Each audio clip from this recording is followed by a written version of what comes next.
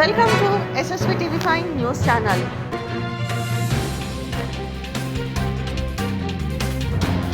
నిన్న defence ministry వాళ్ళు యావత్ దేశంలో ఉన్న అన్ని కంటోన్మెంట్ బోర్డ్స్కి గ్రాంటీని ఇవ్వడం జరిగింది. అందులో సుమారు 300 కోట్ల పైన వాళ్ళు గ్రాంటీని ఇచ్చారు.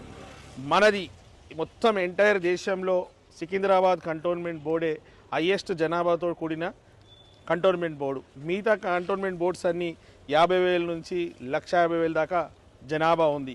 కానీ ఇక్కడ గ్రాంటీన్ ఎయిడ్స్లో తక్కువ కంటోన్మెంట్ బోర్డ్స్లో ఉన్న జనాభాలు ఏదైతే ఉందో అక్కడేమో 10 కోట్ల నుంచి మీరేట్లో సుమారు 20 కోట్ల రూపాయలు ఇవ్వడం జరిగింది. ఆగ్రాల 25 కోట్లు ఇవ్వడం జరిగింది. జలంధర్కి వస్తే 10 కోట్ల రూపాయలు ఇవ్వడం జరిగింది. ఇట్లా చిన్న చిన్న కంటోన్మెంట్ బోర్డ్స్కి ఏమో 10 కోట్ల నుంచి 25 కోట్ల రూపాయలు ఇవ్వడం జరిగింది. మనది అత్యంత ఎక్కువ గల్ల జనాభా గల్ల కంటోన్మెంట్ బోర్డుకి ఏమో 2,80,00,000 ఇచ్చారు. మాటికి ఎలక్షన్ టైంలో బీజేపీ పార్టీ వాళ్ళు మాకు డబుల్ ఇంజన్ సర్కార్ ఇవ్వండి, బ్రహ్మాండమైన డెవలప్మెంట్ చేస్తామన్నారు. ఇక్కడ ట్రిపుల్ ఇంజన్ సర్కార్ ఉంది. కేంద్రంలో బీజేపీ, ఇక్కడ స్థానికంగా ఉన్న ఎంపీ బీజేపీ. ఇక్కడ వాళ్ళు ఎలక్షన్ పెట్టలేదు, నామినేటెడ్ మెంబర్గా బీజేపీ వాళ్ళే ఉన్నారు. ఇక్కడ ట్రిపుల్ ఇంజన్ ఉన్నా కూడా సికింద్రాబాద్ కంటోన్మెంట్ బోర్డుకి అన్యాయం చేశారు. 4.5 లక్షల జనాభా ఎక్కడ, 1,00,000 జనాభా ఎక్కడ? వాళ్ళకి 25 కోట్లు, మనకు 2,80,00,000 ఇవ్వడం దురదృష్టకరం. ఈ యొక్క మొత్తం ఎపిసోడ్కి కారకులు ఎంపీ ఈటల గారు మెంబరే.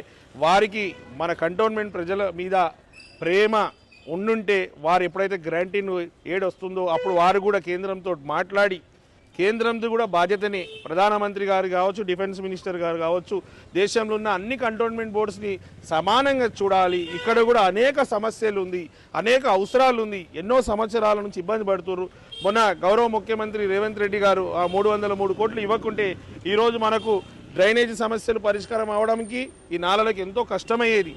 వారు డ్రైనేజీలు నాలలు చేస్తున్నారు. ఇంకా మనకు డ్రింకింగ్ వాటర్ ఇష్యూలు కావచ్చు, రోడ్ల ఇష్యూలు ఇంకా అనేకం ఉంది. కాబట్టి వీళ్ళు నా ఒక డిమాండ్ ఎంపీ ఈటల గారికి, కేంద్ర ప్రభుత్వానికి మాకు కూడా 20 కోట్ల రూపాయలు గ్రాంటీన్ ఎయిడ్ ఇవ్వాలి.